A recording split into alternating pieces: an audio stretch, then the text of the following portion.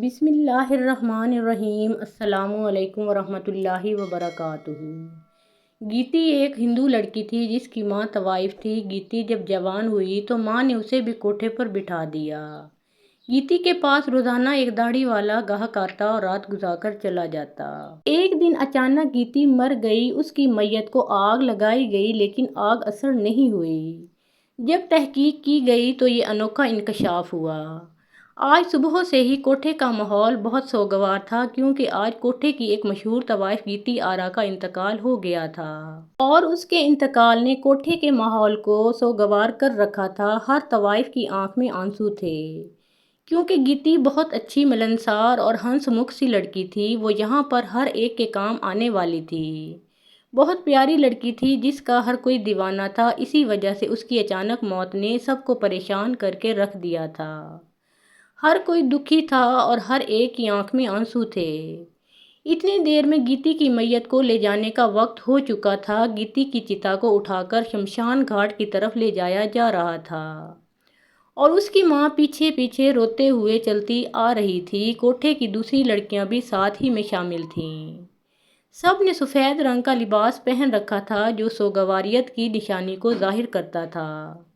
گیتی چونکہ ہندو لڑکی تھی اسی وجہ سے اس کی چتا کو جلانے کے لیے شمشان گھاٹ کی طرف جایا جا رہا تھا۔ شمشان گھاٹ پہنچ کر گیتی کی چتا کو ایک جگہ پر رکھا گیا اور اس کے اوپر پٹرول کو چھڑک کر جیسے ہی آگ لگانے کی کوشش کی گئی تو گیتی کے جسم کو وہ آگ نہیں لگی۔ کافی دیر تک آگ لگانے کی کوشش کرتے رہے لیکن گیتی کی چتا آگ نہیں پکڑ رہی تھی۔ وہاں پر موجود ہر کوئی حیران اور پریشان تھا کہ آخر یہ کیا معاملہ ہے، گیتی کی چتا کو آگ کیوں نہیں لگ رہی ہے۔ وہاں پر موجود پنڈت نے بھی کہہ دیا کہ یقیناً یہ لڑکی بہت گنہگار تھی، تب ہی بھگوان اسے قبول نہیں کر رہا اور اس کو مکتی نہیں دے رہا ہے۔ اس طرح اس کی آتما کو شانتی نہیں ملے گی، یہ یوں ہی بھٹکتی رہے گی۔ پنڈت تو یہ کہہ کر توبہ توبہ کرتا وہاں سے چلا گیا تھا جبکہ گیتی کی ماں پھوٹ پھوٹ کر رونے لگی تھی۔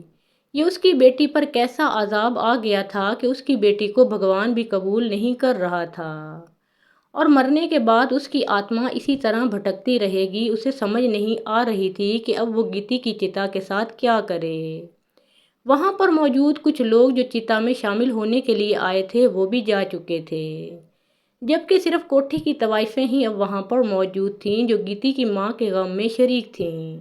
اپنی جگہ پر ہر طوائف پریشان تھی کہ آخر اب کیا کیا جائے، کس طرح گیتی آرا کی چتا کو آگ لگائی جائے اور کس طرح اسے مکتی دلائی جائے۔ ہر کوئی یہی سوچ میں غرق تھا۔ تبھی اچانک ایک طوائف کہنے لگی کہ ہمیں کسی سے اس بارے میں معلوم کرنا چاہیے، آخر گیتی آرا کی میت آگ کیوں نہیں پکڑ رہی۔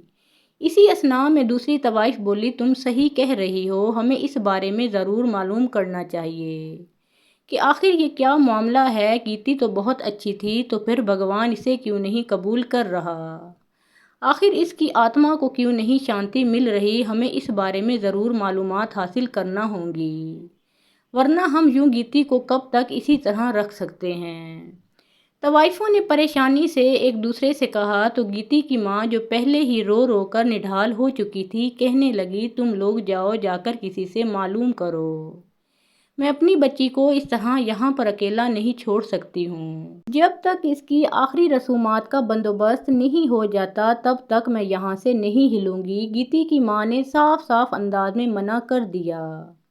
تبھی وہ طوائفیں وہاں سے چلی گئیں جبکہ دو طوائفیں گیتی کے ماں کے پاس ہی بیٹھ گئیں اور اس وقت کا انتظار کرنے لگیں جب طوائفوں کی طرف سے کوئی خبر آئے اور گیتی کی آخری رسومات ادا کی جا سکیں۔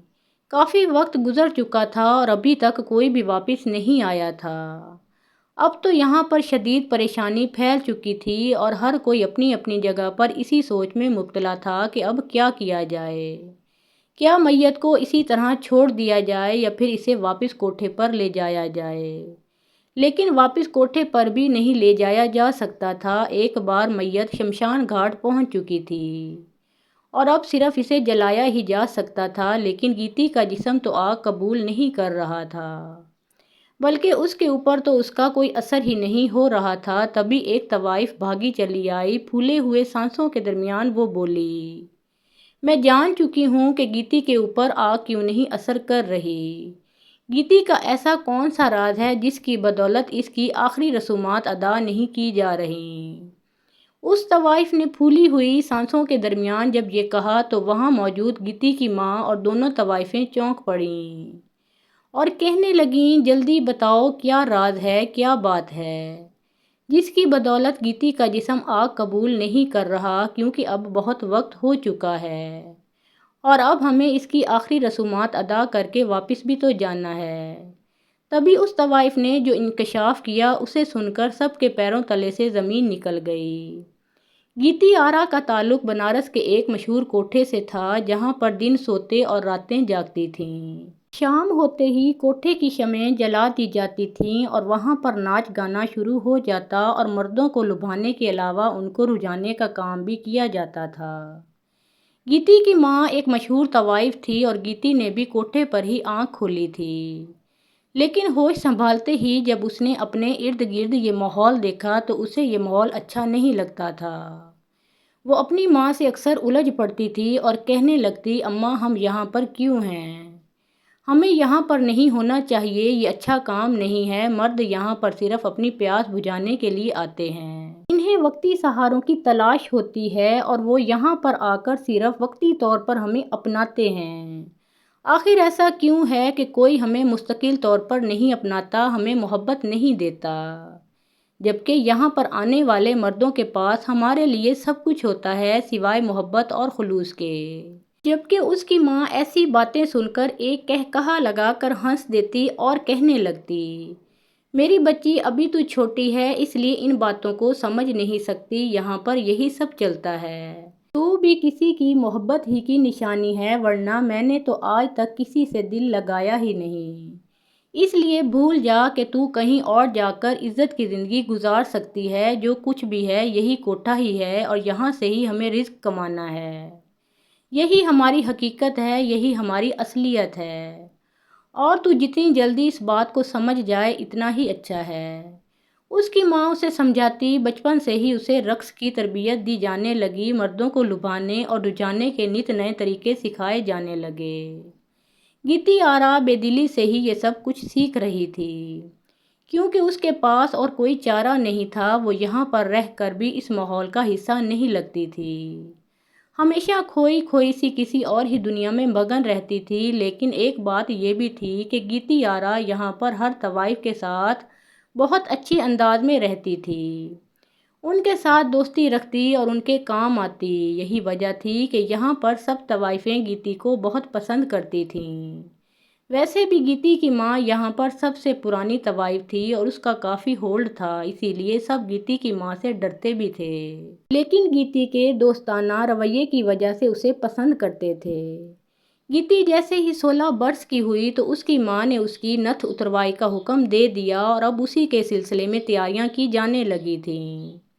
یہ سن کر گیتی بہت پریشان تھی اور اس کا بس نہیں چل رہا تھا کہ وہ یہاں سے بھاگ جائے، لیکن اپنی ماں کی وجہ سے وہ مجبور تھی، کیونکہ اسے اچھی طرح اندازہ تھا کہ اس کوٹھے کے باہر بھی اس کے لیے کوئی زندگی نہیں ہے، کوٹھے کی ایک طوائف ہونے کی حیثیت سے اسے باہر معاشرے میں کوئی بھی عزت نہیں دی جائے گی، یہ بات وہ اچھی طرح جانتی تھی اور اسے اس بات کا بھی علم تھا کہ عزت کی جس زندگی کی وہ خواہش مند ہے اسے وہ زندگی بھی کبھی حاصل نہیں ہوگی۔ لیکن گیتی یہاں پر طوائفوں والا کام بھی نہیں کرنا چاہتی تھی، وہ مردوں کا دل لبھانے کے لیے نہیں بنی تھی، بلکہ وہ ایک عزت دار زندگی چاہتی تھی، چاہے وہ اس کوٹھے پر ہی مل جائے۔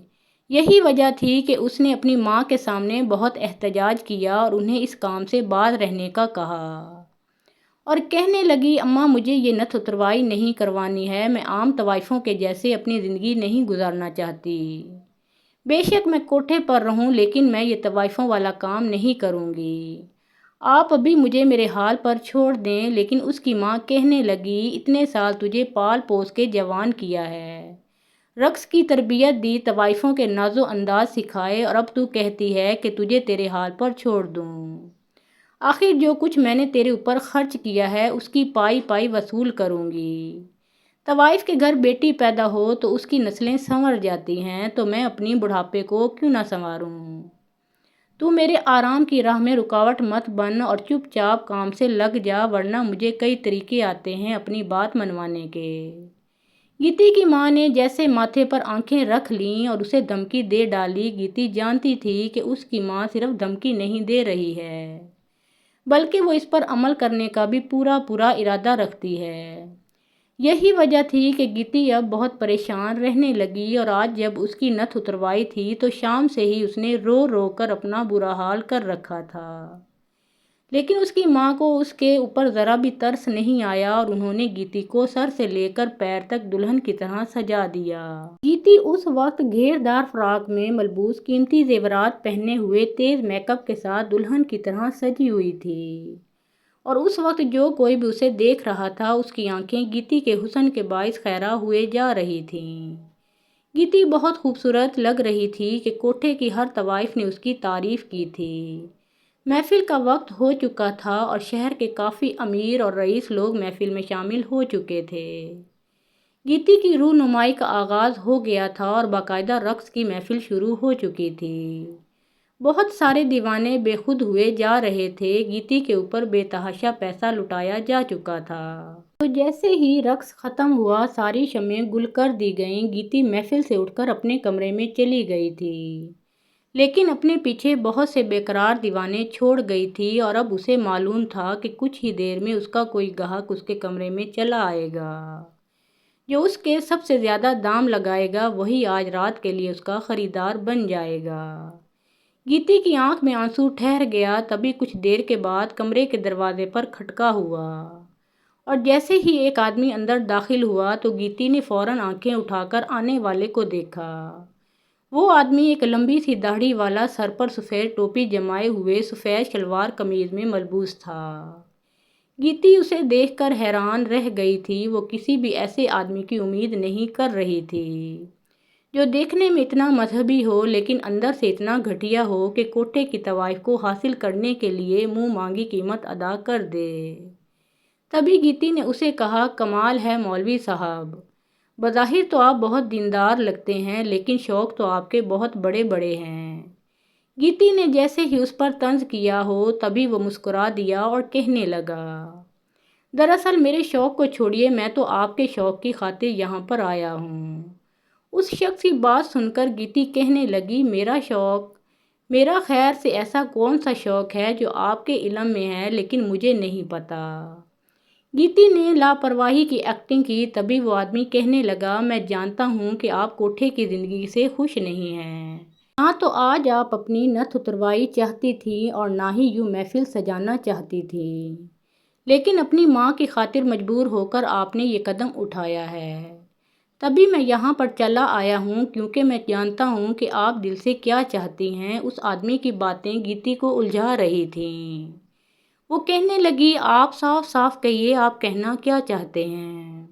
تو وہ آدمی کہنے لگا، میں جانتا ہوں کہ آپ کے اندر بھلائی کی ترغیب ہے، بے شک آپ ہندو ہیں، لیکن آپ کو اپنے اچھے برے کی خوب پہچان ہے۔ آپ اس کوٹھے پر رہنا تو پسند کر لیں گی لیکن کسی مرد کو اپنے قریب نہیں آنے دیں گی۔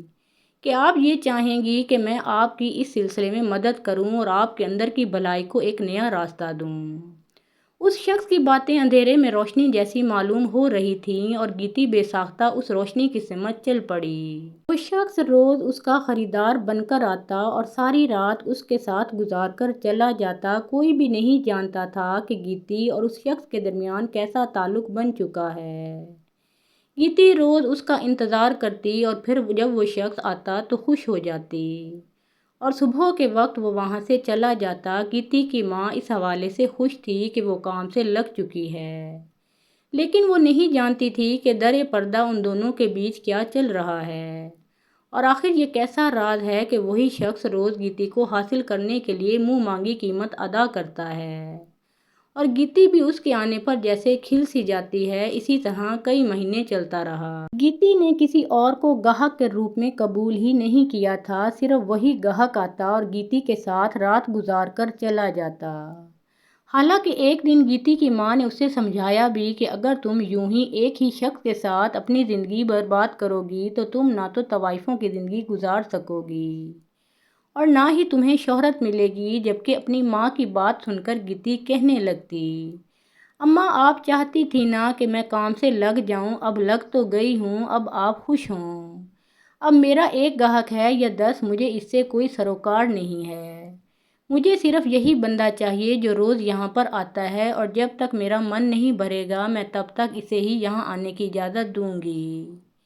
گیتی کے انداز میں بغاوت کی بو نظر آ رہی تھی اور اس کی آنکھوں میں ایک سرکشی تھی۔ گیتی کی ماں خاموش ہو گئی کیونکہ گیتی نے اس کی بات کی لاج رکھی تھی، اور اب اسے بھی گیتی کی بات ماننا پڑنی تھی۔ یہی وجہ تھی کہ وہ داڑھی والا گاہک روز آتا اور ایک مخصوص وقت گیتی کے ساتھ گزار کر صبح واپس چلا جاتا۔ کوٹھے پہ بھی سب اس معمول کے عادی ہو چکے تھے۔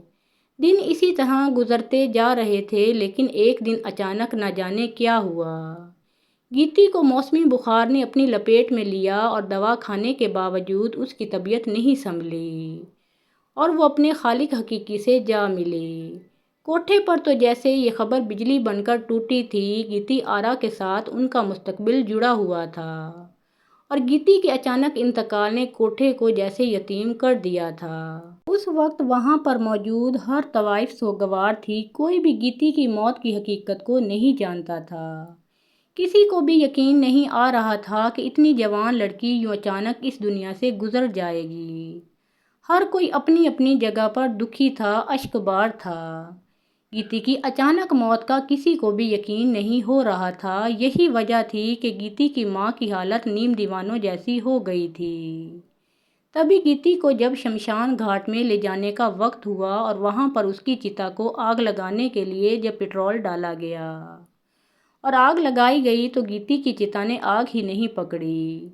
یہ بات سب کے لیے ایک معمہ بن گئی، اور گیتی کے اس راز کے بارے میں جاننے کے لیے جب طوائفیں واپس کوٹھے پر گئیں تو واپس آ کر ایک طوائف نے انکشاف کیا کہ گیتی تو مسلمان ہو چکی تھی، اور وہ داڑھی والا شخص جو اس کے پاس روز آتا تھا وہ گیتی کو روزانہ قرآن کی تعلیم دیتا تھا، اور اسی کے پاس گیتی نے اسلام قبول کیا اور وہ روز اس کو قرآن پاک سکھاتا تھا۔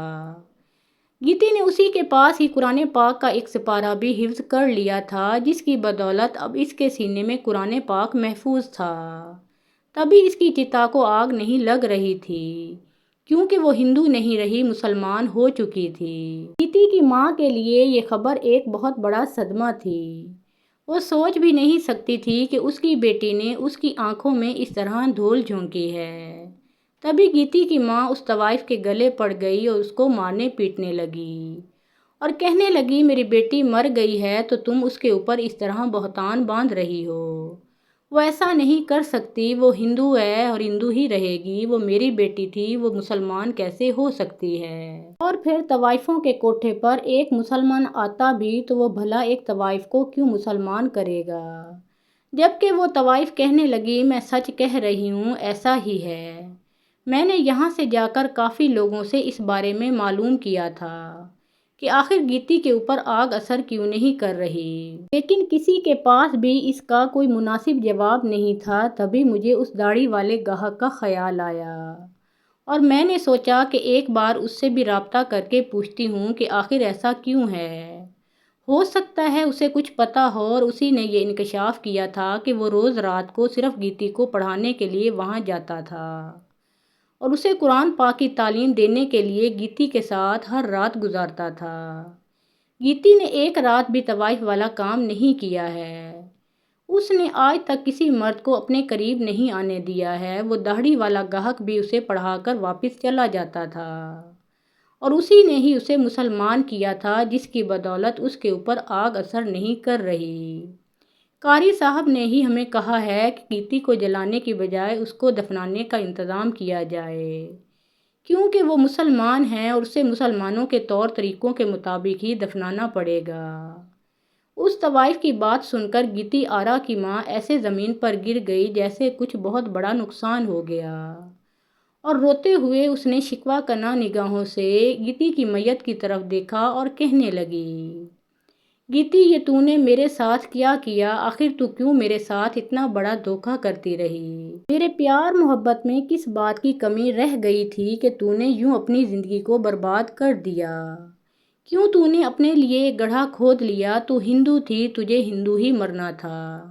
آخر تو نے کیوں مسلمان ہو کر اپنے لیے اذیت اٹھا لی؟ گیتی کی ماں کا تعلق ہندوؤں کی اس نسل سے تھا جہاں پر مسلمانوں کو ہمیشہ غلط ہی سمجھا جاتا تھا اور انہیں لگتا تھا کہ مسلمان ہونا کوئی بہت بڑی اور بری بات ہے۔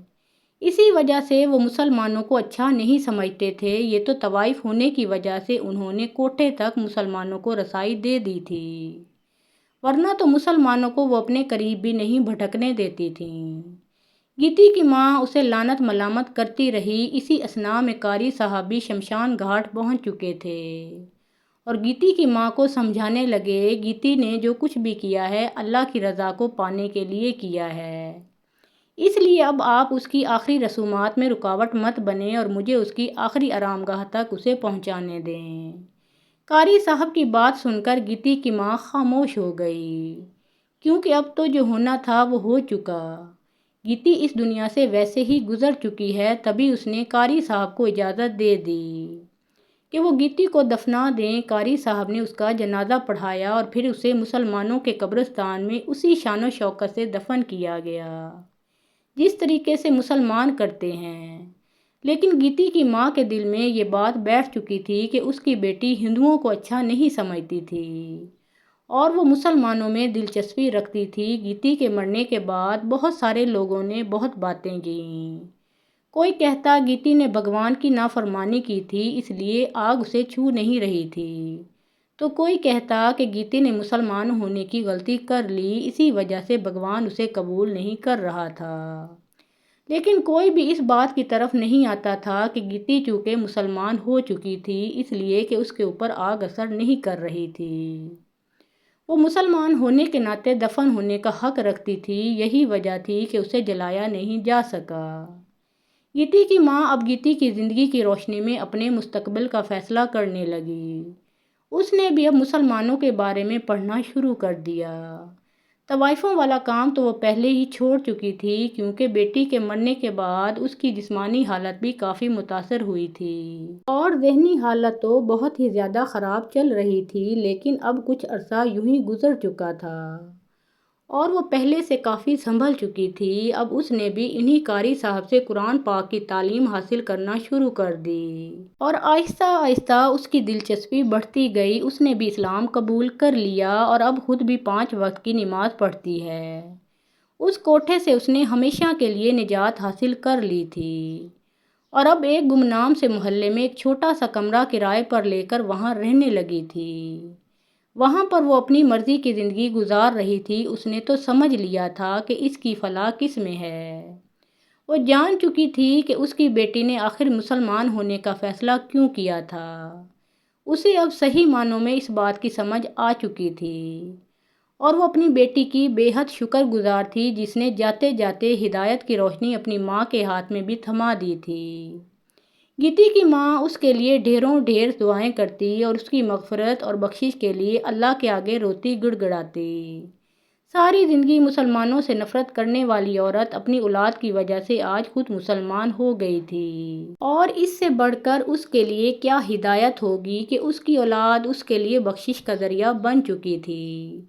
گیتی کی ماں کی زندگی اب بہت مطمئن انداز میں گزر رہی تھی اور وہ اس زندگی سے بہت خوش تھی اور اللہ سے اپنی گزشتہ زندگی کی معافی مانگتی، اس کے آگے روتی گڑ گڑاتی کہ وہ اسے ان گناہوں کی سزا مت دے جو اس نے لا علمی میں کیے تھے اور مسلمان ہونے سے پہلے اس سے سرزد ہوئے تھے۔ اسے یقین تھا کہ اللہ جتنا جبار اور قہار ہے اتنا ہی غفور الرحیم ہے اور وہ اسے ضرور بخش دے گا اور اسے ان گناہوں کی سزا نہیں ملے گی۔ محترم ناظرین، پیارے آقا محمد مصطفیٰ صلی اللہ علیہ وآلہ وسلم کا پیارا نام ایک بار کامنٹ سیکشن میں ضرور لکھیں۔